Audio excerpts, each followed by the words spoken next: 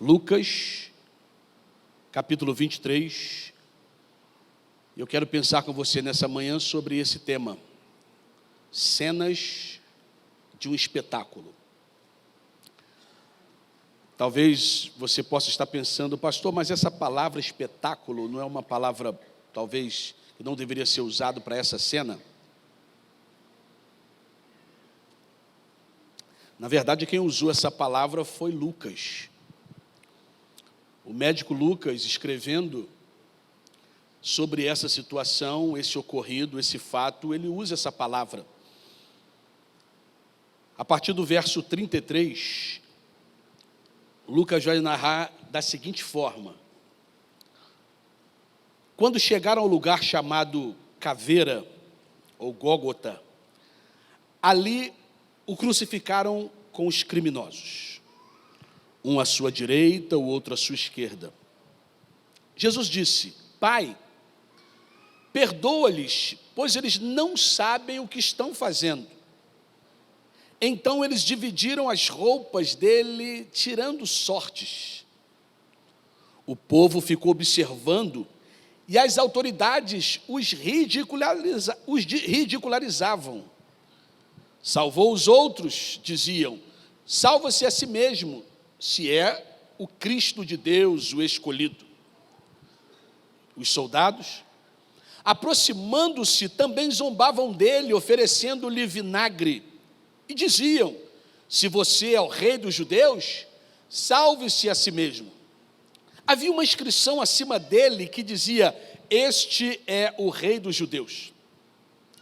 Um dos criminosos que ali estava dependurado lançava-lhes insulto: você não é o Cristo?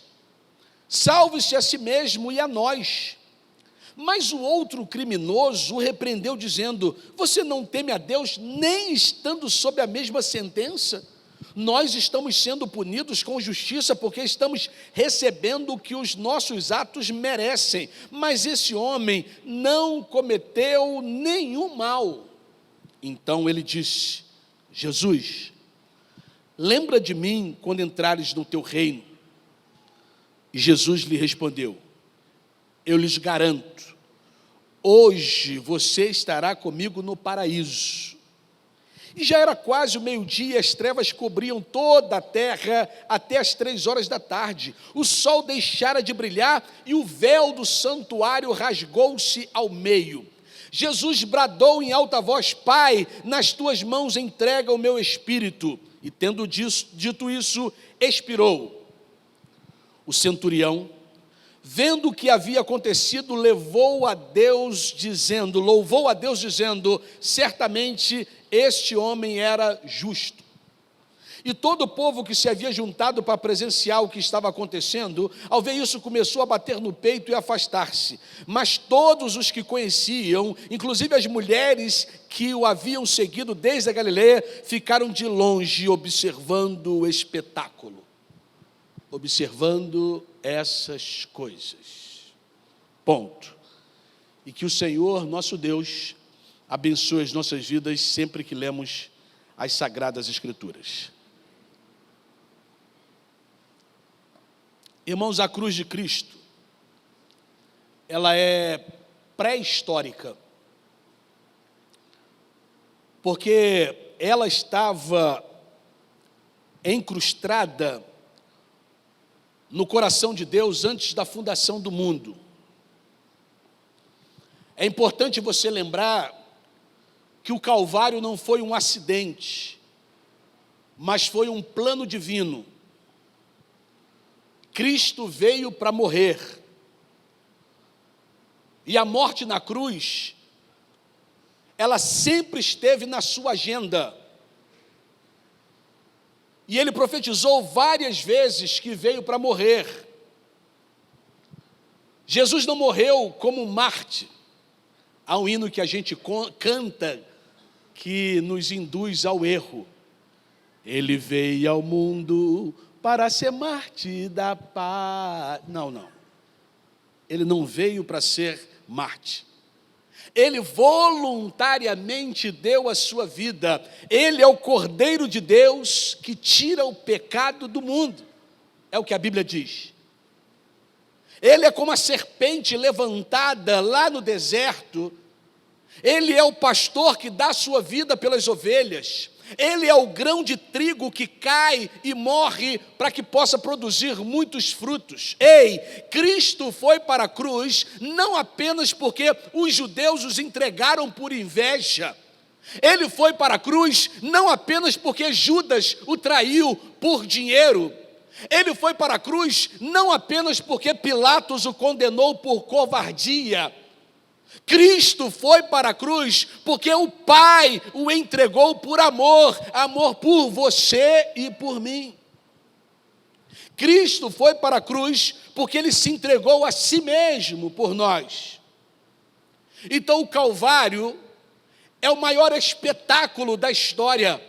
O Calvário é o maior drama da história.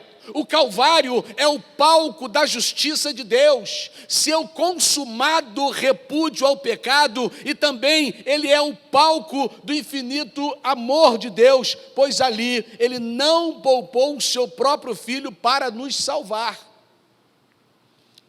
A cruz de Cristo, ela é o nosso êxodo. A cruz de Cristo é a nossa libertação. A cruz de Cristo que nos tirou do Egito, do pecado, do mundo. E Lucas então utiliza a palavra espetáculo para se referir aos acontecimentos do Calvário. E dependendo de para onde você olhasse, você veria cenas diferentes. Todas as cenas fortes, dramáticas e reveladoras. E eu quero convidar você nessa manhã, de maneira muito rápida e prática, a olhar com atenção e contemplar algumas dessas cenas mais impressionantes de toda a história. A primeira cena é a cena de um condenado perdoando os seus algozes. Essa é a primeira cena. Uma cena que nos confronta. Qual de nós tem a hombridade, a coragem e o amor, principalmente, para perdoar um algoz nosso? Alguém que nos faz mal já é difícil perdoar. Alguém que de alguma forma nos ofende já é difícil perdoar. Imagina alguém que intenta contra a sua própria vida e consegue fazer com que o seu aparentemente intento fosse um sucesso, que era prender e matar Jesus. As autoridades, elas zombavam, os soldados escarneciam, e até o letreiro colocado sobre a cabeça de Cristo era um insulto. Não pense você que quando colocaram aquele letreiro lá na cruz, dizendo que era o rei dos judeus, aquilo estavam atestando alguma coisa. Não, aquilo era uma forma de zombaria. Ainda assim, zombado, humilhado, ridicularizado, machucado, humilhado em todas as esferas, ainda assim, Jesus orava por seus agressores. Porque o Filho de Deus, ele não encontrou misericórdia em parte alguma, a não ser no seu próprio coração. Quem entregou Jesus para morrer? Não foi Judas por dinheiro. Não foi Pilatos por covardia. Não foram os judeus por inveja. Mas o Pai, por amor, misericórdia. Foi Deus que nos deu. Misericórdia é Deus não dar o que nós merecemos. Isso é misericórdia. Nós merecíamos a morte, mas Ele nos deu vida em Cristo Jesus. Essa é a primeira cena, de alguém perdoando o seu algoz. Mas entra aqui uma segunda cena. A segunda cena é do malfeitor recebendo a vida eterna. De um pecador recebendo a vida eterna. De alguém que todo mundo queria que fosse para o inferno, Jesus salva. De alguém que era olhado pela sociedade com repulsa, mas Jesus olha com amor. Porque se você observar naquelas 3 cruzes, havia algo interessante. Em uma cruz havia um homem morrendo pelo pecado. Era Jesus, morrendo por nossos pecados. Em uma outra cruz, há um homem morrendo no pecado, que ainda que estivesse ali ao lado de Deus, no seu último momento de vida, poderia ter se arrependido, mas ainda assim preferiu blasfemar. E ele morre então no pecado. Mas na terceira cruz, há um homem morrendo para o pecado. Um homem dizendo: Senhor, lembra-te de mim quando entrares no paraíso. Naquele último momento de vida, ele se arrepende e reconhece Jesus como Filho de Deus. E aí a resposta de Jesus para ele diz: ei, hoje mesmo estarás comigo no paraíso. 3 cruzes. Um homem morrendo pelo pecado, um homem morrendo no pecado e um homem morrendo para o pecado. Essa cena se repete hoje. Aqui à mesa, nós temos o símbolo aqui de alguém que morreu pelo pecado. O corpo e o sangue de Jesus. Aqui nesse plenário, ou em você que está me assistindo em casa, nós temos então pessoas que estão morrendo no pecado, que apesar de ouvir esta mensagem, apesar de ouvir tudo sobre Deus, sobre o sacrifício vicário, ainda assim sairá daqui nessa manhã no pecado, sem tomar a decisão de ficar ao lado de Jesus. Mas que bom que também tem pessoas que escolheram morrer para o pecado, dizendo como o apóstolo Paulo: não vivo mais eu, mas Cristo vive em mim. Algumas pessoas dizem que a salvação é um prêmio por bom comportamento. Outras pessoas afirmam que ela depende de sucessivas reencarnações. Mas o que a Bíblia diz? Paulo, escrevendo aos Efésios, capítulo 2, verso 8 e 9, diz: porque pela graça sois salvos por meio da fé, e isso não vem de vós, é um dom de Deus, não vem das obras para que ninguém se glorie. Então as palavras de Jesus fazem sentido. Graça é Deus dar a você o que você não merece. Isso é graça, favor e merecido.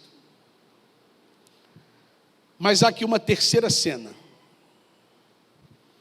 A terceira cena desse espetáculo é um espectador testemunhando a redenção.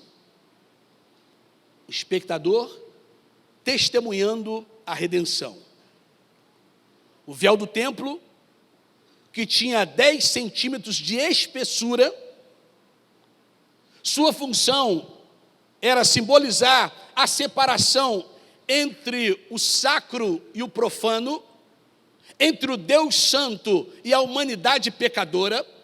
Foi esse véu que se rasgou de cima a embaixo quando Jesus morreu, diz os versos, a partir do verso 44.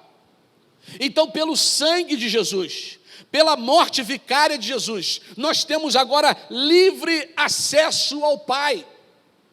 E o centurião responsável pela crucificação era um soldado experiente. Mesmo assim, foi ele quem teve a sensibilidade de perceber que Jesus era um justo. Ele viu e creu. Muitos outros viram, e alguns até lamentaram, mas nem por isso creram. A distância entre o céu e o inferno é de apenas 20 centímetros. É a distância mais ou menos entre o cérebro e o coração. Porque não basta saber, é preciso crer. Todos nós sabemos que Jesus era o Filho de Deus, que Jesus morreu pelos nossos pecados, mas poucos são aqueles que creem que Jesus Cristo ressuscitou, que venceu a morte e que vai voltar para buscar a sua igreja. Eu concluo. Finalizo dizendo que ao olharmos para essas cenas do Calvário, nós precisamos olhar com gratidão e quebrantamento.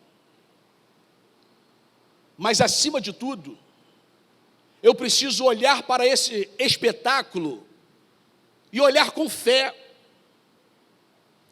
Porque nesse momento em que nós vamos celebrar a ceia do Senhor, nós precisamos ter neste momento a convicção e a lembrança, por isso nós chamamos de memorial. Nós vamos trazer à memória, nós vamos lembrar aqui tudo aquilo que Jesus fez por mim e por você. É momento de refletirmos sobre a nossa vida, sobre os nossos pecados, sobre as nossas mazelas, sobre tudo o que temos feito e principalmente o que temos feito com aquilo que Jesus fez por nós. Com todo o sacrifício que Jesus fez por nós, o que nós estamos fazendo com essa liberdade que nos foi dada através da cruz. Essa semana foi votado no Senado Federal um projeto de lei que volta agora para a Câmara dos Deputados, acabando com as saidinhas, o nome vulgarmente conhecido como saidinhas dos presos. Eu não vou entrar no mérito da questão, até porque eu não tenho condição de entrar nesse mérito. Mas algo é importante frisar. Algumas pessoas, alguns desses que estavam presos, eles perdiam a oportunidade que estavam dando para eles, de uma liberdade, ainda que fosse provisória, para que ele pudesse ser reintegrado à sociedade, e depois voltasse para pagar a sua pena, para que depois, então, ele pudesse, de forma total, estar de volta à sociedade, com o seu crime, então, pago. Alguns saíam e não voltavam, alguns saíam e cometiam crimes. Isso levantou um clamor muito grande na sociedade, fazendo com que a sociedade pressionasse os nossos políticos para que eles estivessem fazendo, então, essa nova lei, acabando com essas saidinhas. É bem possível, que a maioria de nós que estamos aqui nesse plenário, podemos dizer que bom que os nossos representantes no Legislativo estão fazendo algo que o clamor da sociedade pede. Mas talvez você não seja mãe de um preso, talvez você não seja a esposa de um detento, talvez você não tenha um familiar que você esperava com muita alegria esses momentos de saidinha para poder compartilhar alguns momentos com família. Porque assim, sempre assim, nós estamos sempre pensando no outro, sem nos colocarmos no lugar do outro. Torno a dizer, não vou entrar no mérito, porque eu não tenho condição de assim o fazer. Mas eu penso que generalizar qualquer coisa, sempre é uma injustiça. Sempre. Essa semana muitos crentes se sentiram ofendidos e doídos por ouvir uma música fantástica intitulada O Evangelho Fariseu, de uma jovem chamada Aimee. E aquilo ofendeu muitos religiosos profundamente, porque o religioso tenta destruir tudo aquilo que ele não consegue controlar. E aí tentaram então destruir essa menina, pelo simples fato dela falar que existe no meio da igreja muito fariseu. E qual é a novidade? Qual é a novidade? Se você, como eu, gosta de rap, você conhece Mano Sassá. E você vai ver você conhece muitas músicas, muitos hinos do Mano Sassá, já falando sobre o farisaísmo dentro da igreja.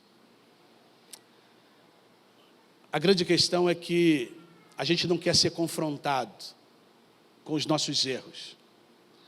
E a ceia propõe isso, a confrontação de quem somos de verdade. Por isso, nesse momento que vamos participar da ceia, é o momento seu e de Deus. É o momento em que você, entre você e Deus, confrontado com as suas mazelas e os seus pecados, você está tendo a oportunidade de, ao tomar dos elementos, reconhecer se é um pecador, pedir perdão por esses pecados e aceitar o sacrifício vicário, fazendo como aquele outro ladrão da cruz, ou você pode simplesmente fazer como outra cruz, o outro ladrão, apenas passar por esse espetáculo, passar por esse momento, passar por esse sacrifício de maneira... é apenas mais um. É apenas mais uma das tragédias da humanidade. Por isso eu convido você, nesse momento em que vamos participar da ceia, que você só o faça se você tiver consciência do seu pecado e se você está disposto a pedir perdão por eles e reconhecer Jesus Cristo como seu único e suficiente Senhor e Salvador. Se assim não for, eu convido você então para não participar, porque isso é uma escolha sua e não decisão nossa. Amém?